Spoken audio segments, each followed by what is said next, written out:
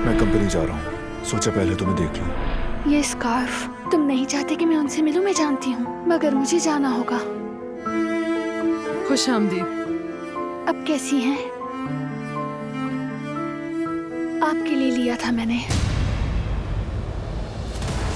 बारान आपकी इसराइल इल्मास होने की हकीकत जान सकता है। ऐसा क्यों सोच रही हो? पासपोर्ट देख लिया उसने।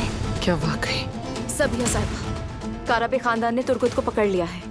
बारान काराबे तुर्कुत को यहाँ ला रहा है। रिवा देख रही है उस मामले को।